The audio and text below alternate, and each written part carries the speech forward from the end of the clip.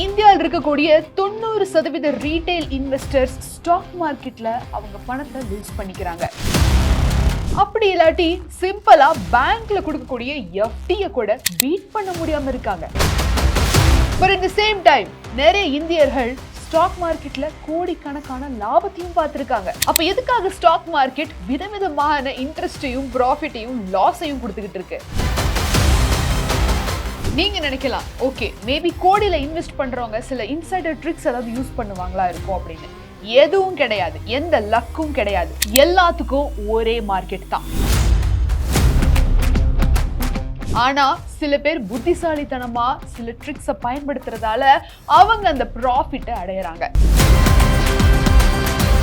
So இன்னைக்கு இந்த வீடியோல நீங்க ஸ்டாக் மார்க்கெட்ல ப்ராஃபிட்டபிளா இருக்கணும் அப்படின்னா 8 ஃபண்டமெண்டல்ஸ் முக்கியமா தெரிஞ்சுக்க வேண்டியிருக்கு. எஸ்பெஷலி பிகினர்ஸுக்கு இது ரொம்ப ரொம்ப இம்பார்ட்டன்ட். இன்கேஸ் நீங்க இன்வெஸ்டரா இருந்தாலும் உங்களுக்கும் இந்த டிப் ரொம்ப ரொம்ப அவசியமா தேவைப்படும். ஸோ வீடியோ கடைசி வரைக்கும் பார்த்து இந்த ஃபண்டமெண்டல்ஸ் என்ன அப்படிங்கறத தெரிஞ்சுக்கோங்க. வெல்கம் டு பாஸ்வாலா தமிழ். நான் உங்க மேகலா கண்ணன்.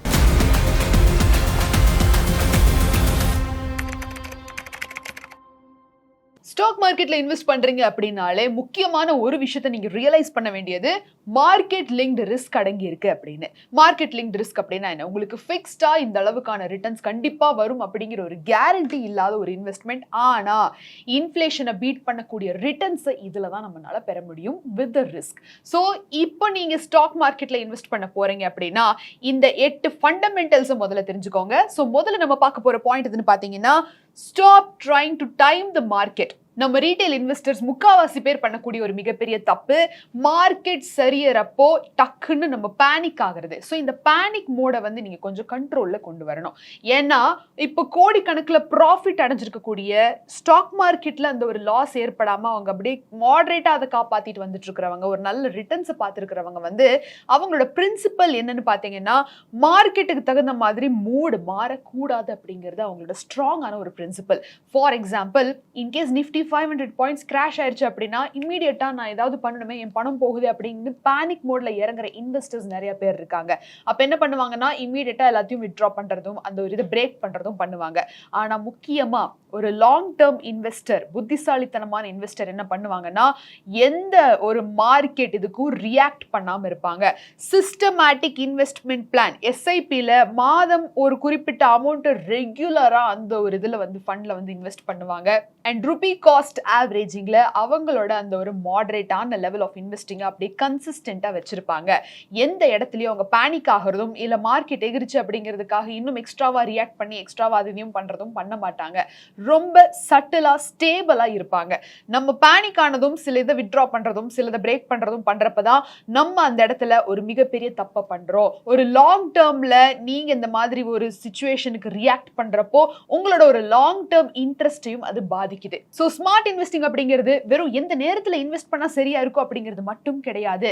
சிறந்த பிளாட்ஃபார்மை தேர்ந்தெடுத்து உங்களுக்கு அந்த டிரான்ஸ்பரன்சி இருக்கா, யூஸ் பண்ண உங்களுக்கு சிம்பிளா இருக்கா, உங்களோட லாங் டேர்ம் இன்வெஸ்டிங் ஜேர்னில இது உங்களோட டிசிப்ளினை கடைபிடிக்க உதவுதா அப்படிங்கிறதையும் நீங்க முக்கியமா கவனிக்கணும். அதனால இன்னைக்கு கூட நிறைய இன்வெஸ்டர்ஸ் ஷூன்யாவை சூஸ் பண்ணியிருக்காங்க.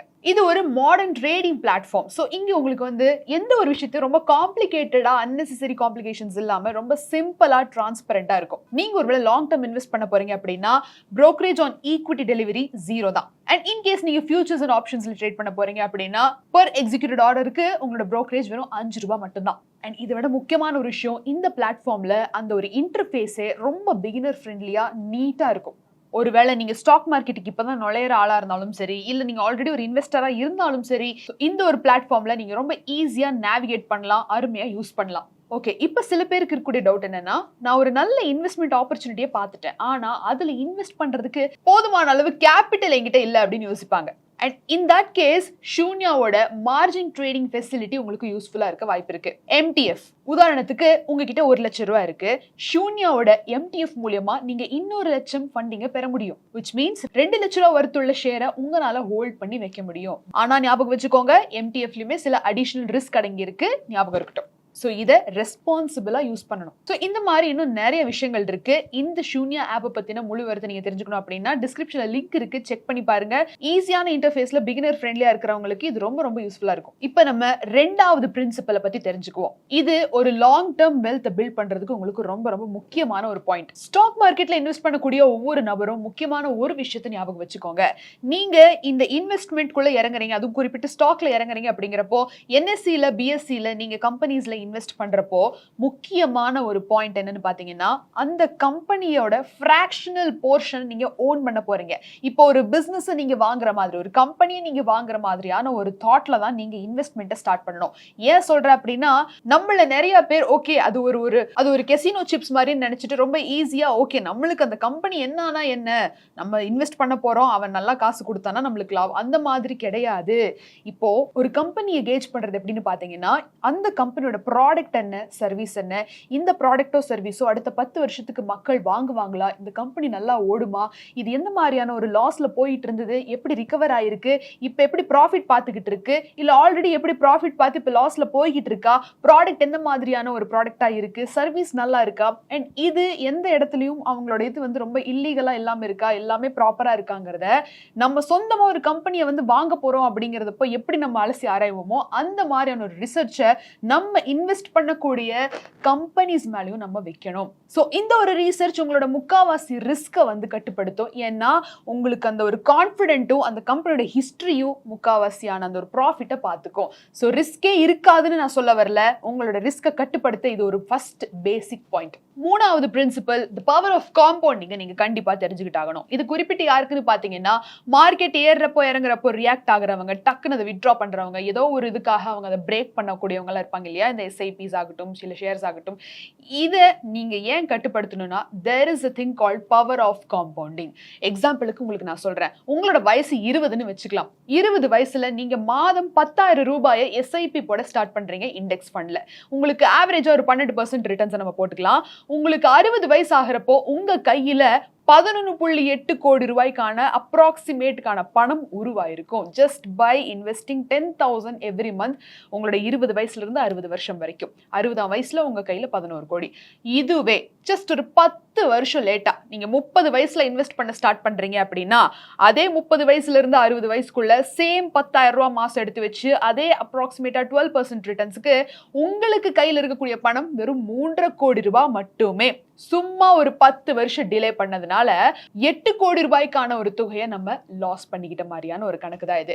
which is called power of compounding. என்ன ஒரு 10 வருஷம் லேட்டா பண்ணதுனால என்ன ஒரு 11 கோடி இல்லைனாலும் அட்லீஸ்ட் ஒரு 7-8 கோடியாவது கிடைக்குமே நீங்க நினைக்கலாம். கிடையாது. உங்களோட மொத்த பணத்துக்கும் மறுபடியும் காம்பவுண்ட் ஆனா எப்படி இருக்கும், அதுதான் இந்த ஒரு பவர். நம்மள நிறைய பேர் இந்த ஒரு லாங் டேர்ம் சீரியஸா எடுத்துக்காம அதை பிரேக் பண்ணிடுறோம், முதல்ல இருந்து ஸ்டார்ட் பண்றோம், பிரேக் பண்ணுவோம், முதல்ல இருந்து ஸ்டார்ட் பண்ணுவோம். இது உங்களோட அந்த ஒரு மிகப்பெரிய தொகைக்கு வரக்கூடிய ஒரு ப்ராஃபிட்டை நம்மளே பிரேக் பண்ற மாதிரியான ஒரு இதுதான். சோ இத முக்காவாசி பேர் கட்டுப்படுத்திக்கோங்க. the power of compounding தெரிஞ்சுக்கோங்க. அடுத்த 4வது பாயிண்ட் எதுன்னு பாத்தீங்கன்னா the reinvestment snowball. இப்போ ஃபார் எக்ஸாம்பிள் நம்மள நிறைய பேர் ஸ்டாக்ல இன்வெஸ்ட் பண்ணிருப்பீங்க, அதுல இருந்து உங்களுக்கு டிவிடெண்ட் வரும். டிவிடெண்ட்னா உங்களுக்கு அவங்களோட ப்ராஃபிட்ல இருந்து ஒரு பங்கு ஒரு 500 ரூபாய் 2000 3000 ரூபாய்ன்ற மாதிரி இதுக்கு தகுந்தாப்புல வரும் இல்லையா. நம்மள நிறைய பேர் என்ன பண்ணுவோம், ஓகே அந்த ஒரு காசு வருது அப்படின்னா அந்த ஒரு வீக்கெண்ட் செலவுக்கோ இல்ல எக்ஸ்ட்ராவா ஏதாவது ஒரு செலவுக்கு வச்சுக்குவோம். பட் ஸ்மார்ட் இன்வெஸ்டர்ஸ் என்ன பண்ணுவாங்கன்னா அந்த பணத்தை திருப்பி ரீஇன்வெஸ்ட் பண்ணுவாங்க.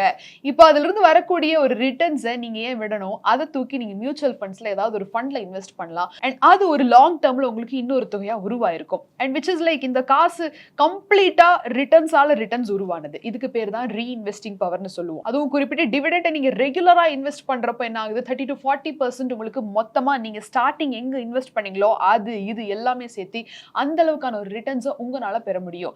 ரீஇன்வெஸ்டிங் என்னைக்கும் கம்மியா இட போட்டுறாதீங்க. பட் ரொம்ப சில பேர் தான் அதை ஸ்மார்ட்டா அந்த பக்கம் டைவர்ட் பண்ணி ரீஇன்வெஸ்ட் பண்ணுவாங்க. அண்ட் அது உங்களால ஏதாவது ஒரு விஷயத்துல பண்ண முடிஞ்சது அப்படின்னா ரொம்ப ரொம்ப அருமையா இருக்கும். அதோட ரிட்டர்ன்ஸும் ரொம்ப மேசிவா இருக்கும். ட்ரை பண்ணி பாருங்க. And point number 5, never put all your financial eggs in one basket. Warren Buffett தெரியும் இல்லையா உங்களுக்கு, அவரோட கோட் தான் இது. அவரோட இன்வெஸ்டிங் ஜேர்னில அவர் ரியலைஸ் பண்ண அந்த ஒரு விஷயம், எல்லா முட்டையிலையும் ஒரே கூடையில போடக்கூடாது அப்படிங்கிறது. விச் மீன்ஸ் உங்களோட கம்ப்ளீட் இன்வெஸ்ட்மெண்ட்டை ஒரே ஃபண்ட்லயோ ஒரே ஸ்டாக்லயோ போடக்கூடாது, ஒரே ரிலேட்டட் டொமைன்ல போடக்கூடாது அப்படிங்கிறது எதுக்காகனா இன்கேஸ் ஒரு முட்டை உடையறதுக்கான வாய்ப்பு வந்தாலும் எல்லாமும் உடையும் அப்படிங்கிறது தான். ஸோ என்ன பண்ணணும் அப்படின்னா டைவர்சிஃபை யோர் இன்வெஸ்ட்மெண்ட். எப்படின்னா ஐடி செக்டர்ல ஒரு இவ்வளவு, ஃபார்மால ஒரு இவ்வளவு, பேங்கிங் செக்டர்ல ஒரு இவ்வளவுன்ற மாதிரி டைவர்சிஃபை பண்றப்போ சேஃப்டிக்கு உங்களுக்கு அதிகமான வாய்ப்பு இருக்கும், ரிஸ்க் அவ்வளவா இருக்காது. And at the same time profit ஏறிச்சு இறங்குச்சுனாலும் கூட உங்களுக்கு ஒரு நல்ல ஒரு மாடரேட் லெவலுக்கான ஒரு ரிஸ்க் தான். அண்ட் ஓவரால் உங்களோட கேபிட்டலை அது ப்ரொடெக்ட் பண்ணும் அப்படிங்கறத மறந்துடாதீங்க.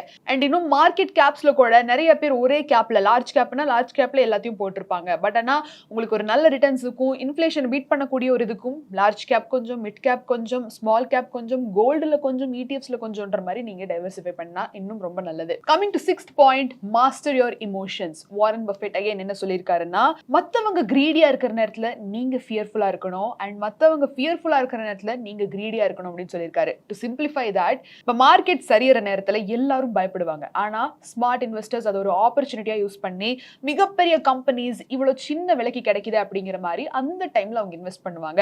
அண்ட் இதே மார்க்கெட் நல்ல ஏறப்போ நிறைய பேர் அப்ப இன்வெஸ்ட் பண்ணுவாங்க. பட் ஆனா ஸ்மார்ட் இன்வெஸ்டர்ஸ் அந்த டைம்ல சட்டிலா சும்மா இருப்பாங்க. ஸோ இந்த மாதிரி உங்களோட எமோஷன்ஸை கண்ட்ரோல் பண்ணக்கூடிய ஒரு கேம் தான் இந்த ஸ்டாக் மார்க்கெட்ல இன்வெஸ்ட் பண்ணக்கூடிய ஒரு விஷயம்.